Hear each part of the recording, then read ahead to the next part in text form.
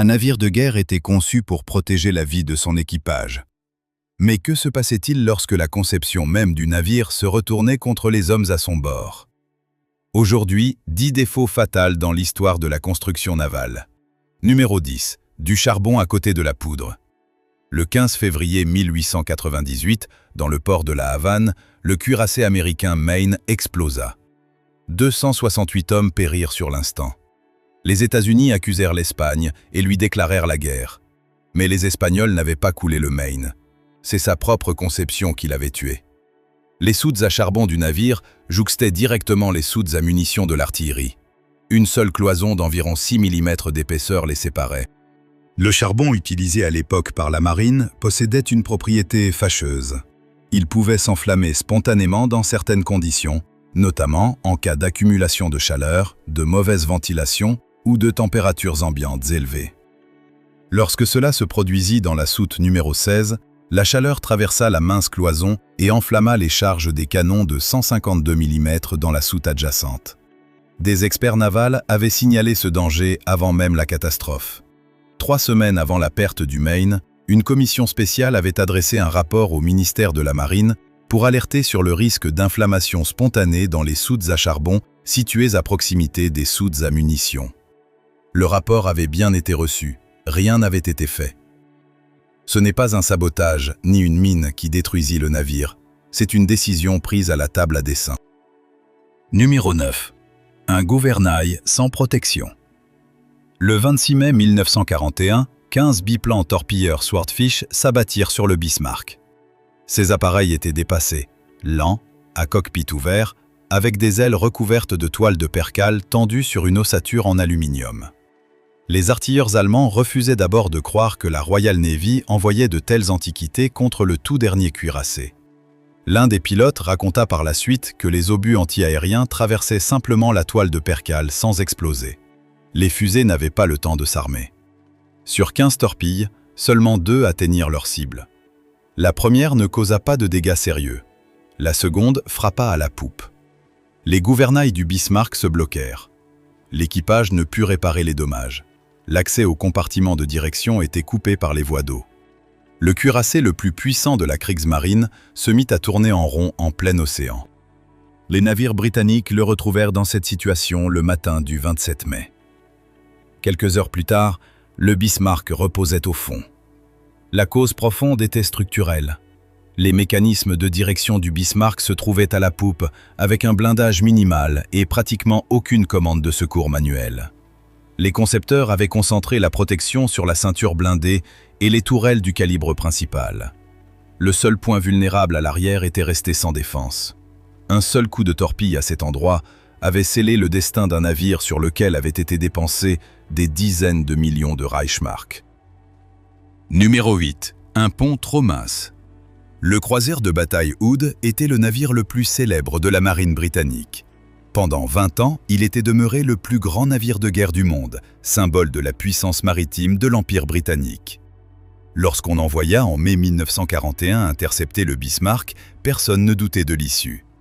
Le 24 mai, dans le détroit du Danemark, le Hood ouvrit le feu. Le Bismarck répondit. L'une des premières salves du cuirassé allemand porta avec précision. Un obus de 380 mm perça le blindage de pont du Hood au-dessus de la soute à munitions arrière. L'explosion de 100 tonnes de cordite déchira le navire en deux. Moins de 10 minutes s'étaient écoulées depuis le début du combat. Sur 1418 membres d'équipage, 3 survécurent.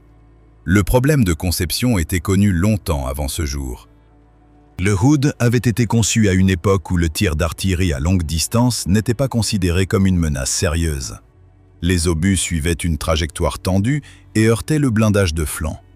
Mais avec l'augmentation des distances de tir, la trajectoire des obus devint de plus en plus plongeante et ils commencèrent à tomber par le haut.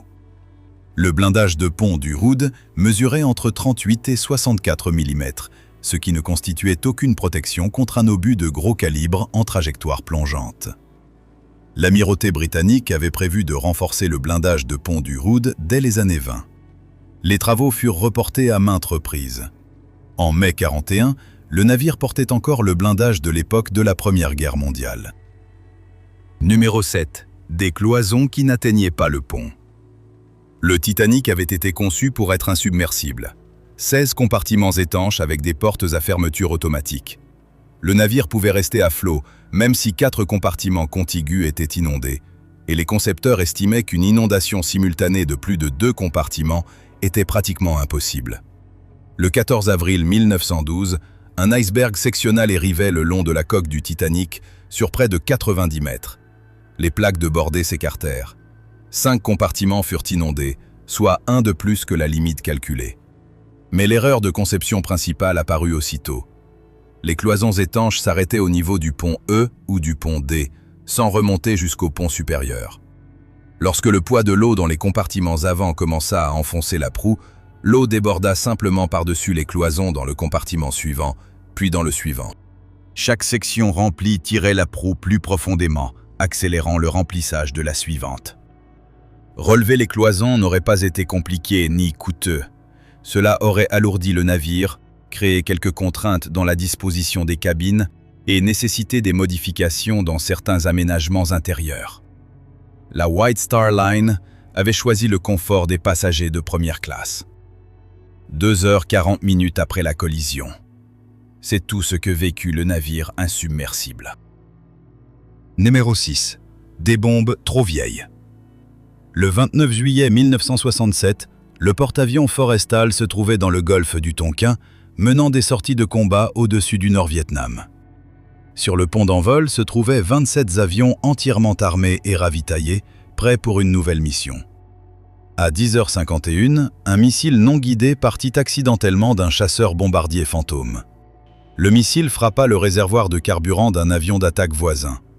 Le kérosène d'aviation se répandit sur le pont et s'enflamma. Ce qui suivit aurait pu être évité. Parmi les munitions chargées la veille sur les avions se trouvaient de vieilles bombes de type M65, sorties des stocks de l'armée de terre.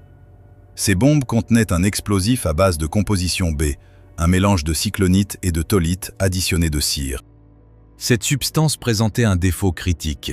Elle détonnait lorsqu'elle était chauffée à environ 180 degrés Celsius. Les bombes navales de nouvelle génération utilisant la composition H6 résistaient à des températures bien plus élevées sans exploser. Le kérosène en feu porta les vieilles bombes à la température critique en 90 secondes.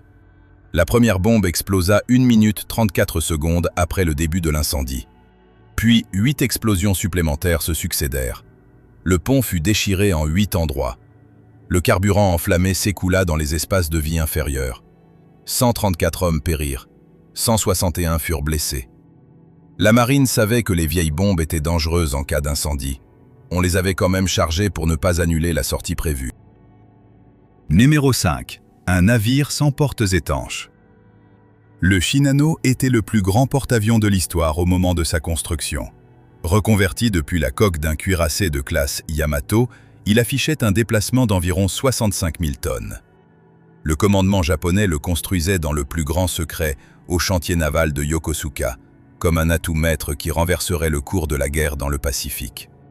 Le 28 novembre 1944, le Shinano prit la mer pour son premier et dernier transit, de Yokosuka à Kure pour achever son équipement. Environ 2500 personnes se trouvaient à bord. 3 destroyers l'escortaient. Le navire n'était pas terminé. Les portes étanches des cloisons n'étaient pas encore installées. Les écoutilles et les orifices intérieurs étaient ouverts, car les équipes de construction poursuivaient leurs travaux pendant le transit. Le commandant du navire, le capitaine de vaisseau Abe, le savait et avait exprimé ses inquiétudes avant l'appareillage. Le commandement avait donné l'ordre de partir quand même. Le renseignement avait signalé que les Américains connaissaient l'existence du navire et celui-ci risquait d'être détruit par l'aviation directement dans le bassin. Dans la nuit, le sous-marin américain Archer Fish détecta le Shinano au radar et entama une poursuite. Le capitaine Abe ordonna aux destroyers de rester proches plutôt que d'attaquer le sous-marin, comptant s'échapper à la vitesse. Mais la fuite se révéla impossible. Un palier d'arbres surchauffa et la vitesse chuta. À 3h15 du matin, l'Archer Fish lança 6 torpilles. 4 atteignirent leur cible. Avec des cloisons normalement verrouillées, 4 impacts de torpilles n'auraient pas été fatals pour un navire de cette taille. Mais il n'y avait rien à fermer. L'eau circulait librement de compartiment en compartiment. 17 heures après avoir quitté le port, le Shinano se retourna et coula. Il demeure à ce jour le plus grand navire de guerre jamais coulé par un sous-marin. Numéro 4. Une entrée non obstruée. En octobre 1939, le principal mouillage de la marine britannique à Scapa Flow était considéré comme absolument inaccessible à l'ennemi. Les étroits chenaux entre les îles étaient bloqués par des navires-barrages coulés intentionnellement. C'est là, en toute sécurité, que mouillaient les forces principales de la Royal Navy. Le renseignement de la marine sous-marine allemande étudia les photographies aériennes et les cartes. L'amiral Dönitz établit qu'à l'entrée est Kirk Sound, entre les navires-barrages, subsistait un passage d'environ 15 mètres de large. Suffisant pour qu'un sous-marin en surface le franchisse pendant les périodes de courant faible. Le capitaine de corvette Günther Prien accepta de tenter l'opération. Dans la nuit du 13 au 14 octobre, le sous-marin U-47 traversa Kirk Sound en surface. À un moment, les phares d'une voiture éclairèrent le kiosque. Le poste de garde côtier ne donna pas l'alarme. Prien pénétra dans le mouillage principal, repéra le cuirassé Royal Oak à l'ancre et lança ses torpilles. 833 hommes périrent. L'U-47 repartit par le même chemin sans être repéré. Un amiral britannique, qui avait personnellement inspecté le passage en canot dès juin 1939, avait explicitement indiqué dans son rapport qu'un sous-marin ou un destroyer pouvait franchir cet endroit pendant les périodes de faible courant. Le rapport avait été reçu. Un navire supplémentaire destiné à obstruer ce passage avait été commandé, mais n'avait pas encore été coulé à la date de l'attaque. Numéro 3. Les monte-charges des tourelles laissées ouverts. Le 31 mai 1916, la plus grande bataille d'artillerie navale de l'histoire eut lieu en mer du Nord. Lors de la bataille du Jutland, s'affrontèrent la Grande Fleet britannique et la flotte en haute mer allemande. Le camp britannique bénéficiait d'une supériorité numérique et perdit 3 fois plus d'hommes que l'adversaire. La cause en était une erreur de conception systémique affectant les croiseurs de bataille britanniques. Les obus allemands perforaient les tourelles de l'Indéfatigable, du Queen Mary et de l'Invincible et provoquaient la détonation des charges de poudre non seulement dans la tourelle elle-même, mais aussi dans toutes les soutes du navire. Le mécanisme était identique dans chaque cas. L'éclair produit par la perforation de la tourelle descendait dans les puits de levage par lesquels remontaient les charges de cordite. Ces puits ne disposaient d'aucun écran coupe-feu fiable. Le feu atteignait instantanément les soutes principales. L'Indéfatigable explosa en 1 minute. Le Queen Mary en quelques secondes. L'Invincible se brisa en 2. 3 navires, 3309 hommes. L'amiral Beatty, qui observait la scène depuis la passerelle du Lion, prononça une phrase devenue le verdict de la construction navale britannique. « Il semblerait qu'aujourd'hui quelque chose cloche avec nos maudits navires. » Le Lion ne survécut que d'une seule façon. Gravement blessé, le major des fusiliers marins Francis Harvey, les 2 jambes arrachées, ordonna dans un dernier effort de fermer les soutes à munitions et de les noyer. Il mourut, mais sauva plus de 1000 hommes. Il reçut la croix de Victoria à titre posthume. Les écrans coupe-feu qui fermaient les puits de levage en cas d'incendie dans une tourelle existaient bel et bien. Les artilleurs britanniques les ouvraient ou les retiraient complètement, car ils ralentissaient la cadence de tir. La cadence de tir était placée au-dessus de la survie du navire. Numéro 2. Une artillerie antiaérienne insuffisante. Le Yamato était le plus grand cuirassé de l'histoire. 70 000 tonnes de déplacement. Calibre principal, 9 canons de 460 mm. Un obus pesant près d'1,5 tonne. Une ceinture blindée atteignant 410 mm. Les amiraux japonais qualifiaient le Yamato d'insubmersible, en dépit de toute l'expérience des années précédentes qui avait clairement démontré que l'aviation coulait les cuirassés. Le 7 avril 1945, le Yamato appareilla pour sa dernière mission. Il était escorté d'un croiseur léger et de 8 destroyers. Aucune couverture aérienne n'était prévue. On avait chargé à bord juste assez de carburant pour atteindre Okinawa, sans retour possible. Les avions américains le repérèrent 2 heures après l'appareillage. Les vagues d'attaques se succédèrent sans relâche. L'artillerie antiaérienne du Yamato était l'une des plus puissantes de son époque, avec environ 150 canons. Mais face à près de 300 avions attaquants, cela ne pesait rien. Aucune défense antiaérienne ne pouvait compenser l'absence totale d'escorte aérienne. Le navire encaissa au moins 12 impacts de torpilles au total. Lorsque la gîte atteignit 30 degrés, le commandant ordonna de noyer les soutes du bord droit pour rétablir l'assiette. Cette décision ne fit qu'accélérer la perte du navire. Au lieu de se stabiliser, la gîte s'accentua brusquement. À 14h23, le Yamato se retourna. L'explosion de la soute avant du calibre principal fut visible à 200 km de distance. Sur plus de 3000 membres d'équipage, 276 survécurent. Les canons du calibre principal du Yamato n'effectuèrent pas un seul tir effectif contre un adversaire naval pendant toute la durée de la guerre. Numéro 1. Des soudures qui ne plient pas. Le Schenectady était un pétrolier de type T2, l'un des milliers de navires de transport construits en temps de guerre. Un navire tout neuf qui venait de réussir ses essais en mer.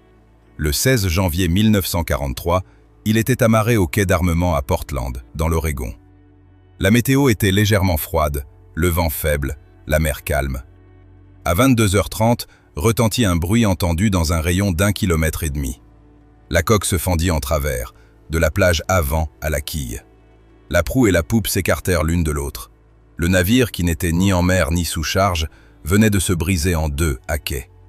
Cet incident plaça les ingénieurs devant une question qui allait finalement transformer la compréhension de la science des matériaux en construction navale. Il apparut que lors du soudage des tôles de coque, la zone affectée thermiquement à proximité du cordon devenait particulièrement fragile. Dans l'eau froide, l'acier perdait sa plasticité et entrait en régime de rupture fragile. Une fissure dans un tel matériau ne se propageait pas lentement, elle courait à la vitesse du son dans le métal. Le rivetage traditionnel présentait un avantage important par rapport au soudage auquel personne n'avait songé à l'époque. Le joint riveté arrêtait la fissure. Celle-ci parvenait au bord de la tôle et c'était fini. La tôle suivante tenait indépendamment. Dans une coque entièrement soudée, ce limiteur n'existait pas. À la suite des catastrophes de la période de guerre, on commença à souder dans les coques des navires des plaques spéciales en acier plus ductile, servant d'arrêteur de fissures. Aucun navire équipé de ces arrêteurs ne se brisa jamais en deux. Si cette vidéo vous a intéressé, laissez un like et abonnez-vous à la chaîne pour ne pas manquer la prochaine.